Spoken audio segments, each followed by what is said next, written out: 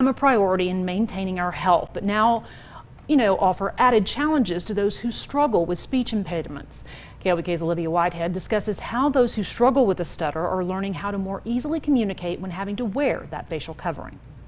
If trying to communicate through a mask wasn't difficult enough, those with speech impediments like a stutter are facing new challenges. It's a challenge for everyone, both listeners and speakers. I think people who don't stutter are adjusting, but the added pressure of listeners not visually being able to see that someone is stuttering. Speech pathologist Sarah McIntyre has had to adjust herself. I was at a store and I was asking an employee a question and I was stuttering and he said, what?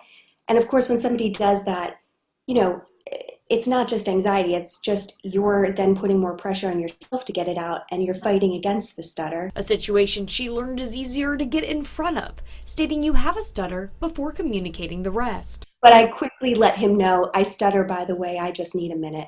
And I think that ability to just mention what's happening, to advertise as we call it, can be a really powerful tool. The Stuttering Foundation, headed by Jane Frazier, offers printable ID cards stating, I am a person who stutters. Stuttering affects 3 million Americans. So that's another way to let people know, because once they know that you stutter, then they're not wondering what's going on. While also offering students helpful tips on communicating the challenge ahead of the game. Write our teachers a letter, or I guess now it's an email, to just explain, hey, I'm a student in your class, I stutter, here's what helps and supports me, here's where I am at with it. It's about acknowledging the situation and taking the added stresses away before the challenge presents itself.